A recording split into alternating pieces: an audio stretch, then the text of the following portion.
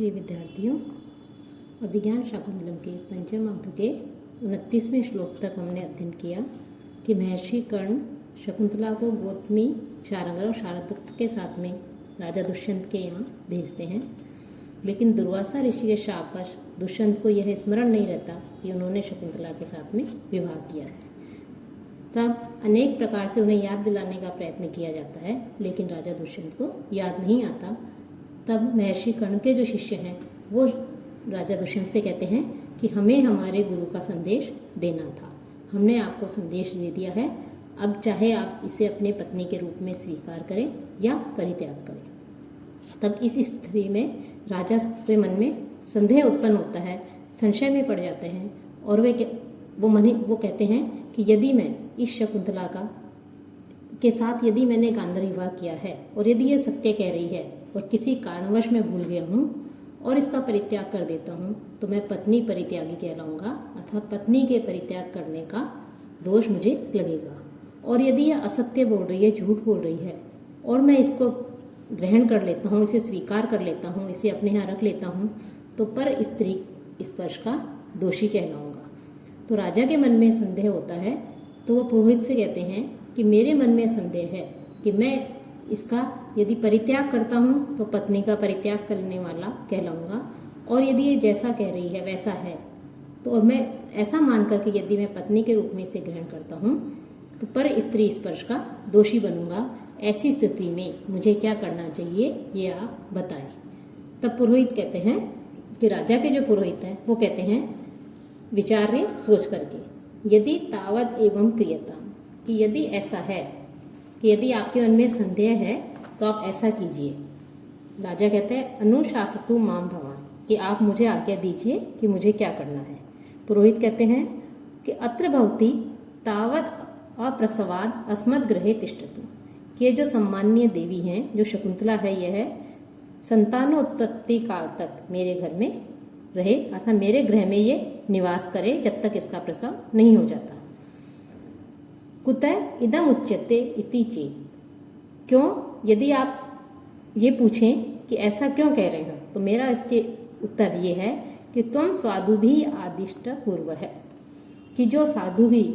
कि जो ऋषि मुनि हैं उन ऋषियों ने पहले ही आपको ये आशीर्वाद दिया हुआ है कि आप प्रथमा में कि सर्वप्रथम ही चक्रवर्तीनम पुत्रम जनिष्यसि इति, कि चक्रवर्ती पुत्र को जन्म देंगे, अर्थात आपका पुत्र जो है वो चक्रवर्ती लक्षणों से संपन्न होगा। कि जो ऋषि मुनि हैं उनके द्वारा आपको ये आशीर्वाद दिया गया है कि आपके यहाँ जो संतान होगी, जो पुत्र होगा वो चक्रवर्ती लक्षणों से संपन्न होगा। स मुनि दोहित्र तद लक्षणों उपपन्नो भविष्यति,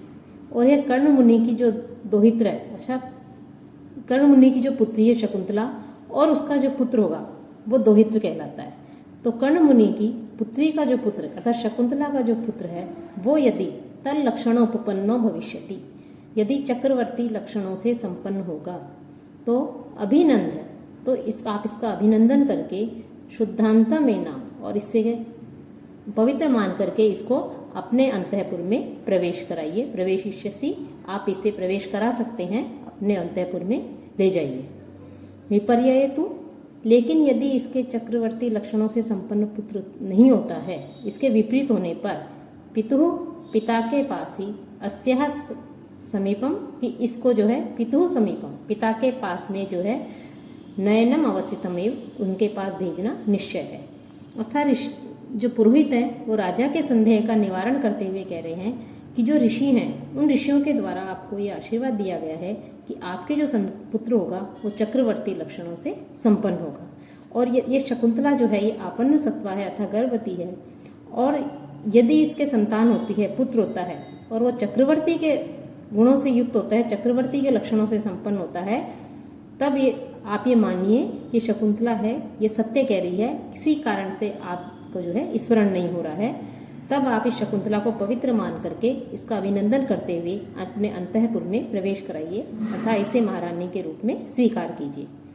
और यदि इसके विपरीत होता है, यदि अर्थात इसके संतान होती है लेकिन वो चक्रवर्ती के गुणों से युक्त नहीं होती, तब तो हमारे पास एक ही उपाय है कि हम इसे निश्चित रूप से इसे वापस इसके पिता के पास में भेज देंगे।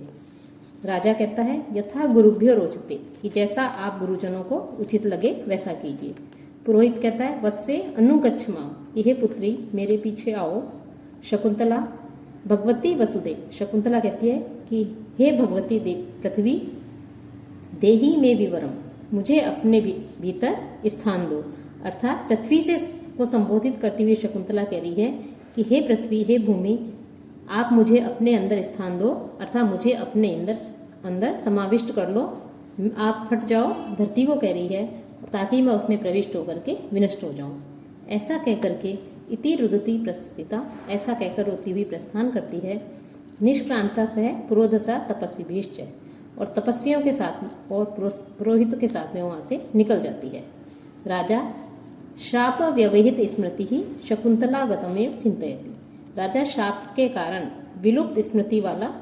होकर के शकुंतला के विषय में ही सोचता है। अर्थात दुर्वासा ऋषि के शाप पर राजा को स्मरण नहीं हो रहा है कि मैंने कभी इससे विवाह किया है, और ऐसी स्थिति में राजा विलुप्त स्मृति वाला होकर के शकुंतला के विषय में ही सोचता है। तभी नेपथ्य पर्दे के पीछे से आवाज आती है आश्चर्यम आश्चर्यम, कि आश्चर्य है, आश्चर्य है। राजा आकर्ण्य सुन करके किम नु खलु स्यात्, कि क्या बात हो गई है, कि क्या आश्चर्य है। फिर प्रवेश करके पुरोहित कहता है स विस्मयम, आश्चर्य के साथ में कहता है देव अद्भुतम खलु संवृतम, कि यह बहुत आश्चर्यजनक घटना हो गई, कि अद्भुत हो गया। राजा कहता है किमिव, क्या हुआ। तब पुरोहित कहते हैं देव, कि हे महाराज, पराव्रतेषु कण्व शिष्येषु, कि जो महर्षि कर्ण के शिष्य हैं वो जब शकुंतला को छोड़ करके वापस लौट जाते हैं, तो उनके लौट जाने पर सा निंदन्ति स्वानी भाग्यानि बाला बाहुक्षेपम क्रंदितुम च प्रवर्ता, बीच में राजा टोकता हुआ पूछता है किम च, और फिर पुरोहित कहता है स्त्री संस्थानम च अप्सरस तीर्थम मारात उत्क्षिप्य एनाम ज्योति ही एकम जगाम, कि अप्सरसम तीर्थम, कि सा बाला, कि वह जो बाला है अर्थात जो शकुंतला है वह स्वानी भाग्यानी, अपने भाग्य को, निंदंती कोसती हुई, अपने भाग्य को दोष देती हुई कि मेरा दुर्भाग्य है कि किस कारण से जो है ये से मुझे मेरा स्मरण नहीं हो रहा है, कि मैं दुर्भाग्यशाली हूँ कि दुष्यंत ने मुझसे विवाह किया और अब इसे ये मुझे पत्नी के रूप में स्वीकार नहीं कर रहा है। तो इस प्रकार से अपने भाग्य को कोसती हुई बाहुक्षेपम, अपनी भुजाओं को ऊपर की ओर उठा करके क्रंदितुम प्रवर्ताचय, रोने लगी, अर्थात वो क्रंदन करने लगी। कि जैसे ही ऋषि मुनि तपस्वी चले गए यहाँ से, तो शकुंतला जो है अपने हाथों को ऊपर उठा करके और अपने भाग्य को कोसती हुई, भाग्य को दोष देती हुई, इस प्रकार से जो है वो विलाप करने लगी। फिर राजा बीच में ही टोक करके पूछते हैं, और फिर वापस वो कहते हैं कि अप्सरसर तीर्थम, कि अप्सरा तीर्थ है जो है उसके पास में ही, आरात कि अप्सरा तीर्थ के पास में ही स्त्री संस्थानम, कि स्त्री जैसे शरीर के अवयवों को धारण करने वाली, कि आकृति में ऐसे दिखाई दे रही थी मानो कोई स्त्री हो, तो स्त्री के शरीर अवयवों को धारण करने वाली, कि स्त्री जैसी दिखाई देने वाली, इस प्रकार से एकम ज्योति ही, एक तेज ज्योति पुंज, एनाम उत्क्षिप्य, उस शकुंतला को उठा करके जगामचय और चला गया। कि जैसे ही राजा शकुंतला के विषय में सोचता है, पर्दे के पीछे से आवाज आती है नेपथ्य में कि महान आश्चर्य। यह सुनकर के राजा को अत्यधिक जिज्ञासा प्रकट होती है कि क्या हुआ, क्या आश्चर्य है। तभी पुरोहित आते हैं और आकर के राजा को बताते हैं कि जब वह शकुंतला हमारे साथ चल रही थी, अर्थात मैं उसको अपने घर ले जा रहा था, तो वह अपने भुजाओं को ऊपर की ओर उठा करके अपने भाग्य को कोसती हुई करुण क्रंदन कर रही थी, विलाप कर रही थी, जो है रो रही थी। तभी जो अप्सरा तीर्थ है उसके पास में एक तेज ज्योतिपुंज आया, तेजोमयी मूर्ति प्रकट हुई।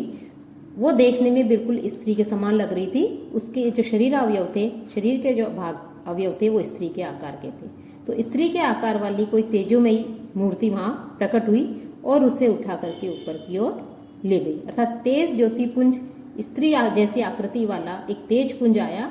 और आकर के वो शकुंतला को उठा करके अपने साथ ले गई। तो इस प्रकार से यहाँ पर जो है पुरोहित कहते हैं कि शकुंतला को जो है वो एक तेज पुंज ले गया है। सर्वे विस्मयम रूपयंती, सभी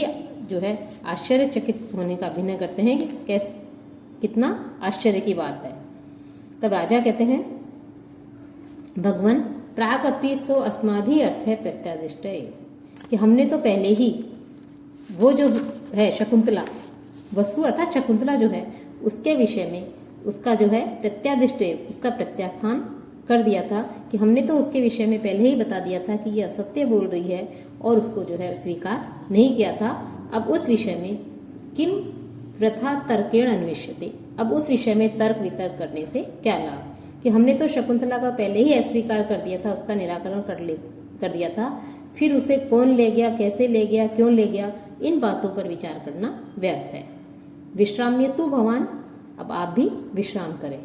पुरोहित है कि जो पुरोहित होता है वो विलोक्य देख करके राजा की ओर देख कर कहते हैं विजयस्व, महाराज की जय हो, ऐसा कह करके वो निष्क्रांत है निकल जाते हैं, उस प्रस्थान करते हैं। फिर राजा कहते हैं वेत्रवती पर्याकुलो अस्मि, कि वेत्रवती मैं अत्यधिक व्याकुल हो रहा हूँ, शयन भूमि मार्गम आदेश्य, मुझे शयन गृह का मार्ग दिखाओ, कि मैं अत्यधिक जो है अस्वस्थ महसूस कर रहा हूँ, व्यथित हो रहा हूँ, व्याकुल हो रहा हूँ इस सारे घटनाक्रम से, तो मुझे जो है शयन गृह का मार्ग दिखाओ जिससे मैं वहाँ जाकर के जो है कुछ विश्राम करूँ।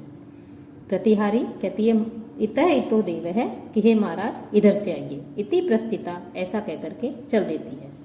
फिर राजा कहते हैं कामम प्रत्यादिष्टाम स्मरामि न परिग्रह मुनेह तनिया,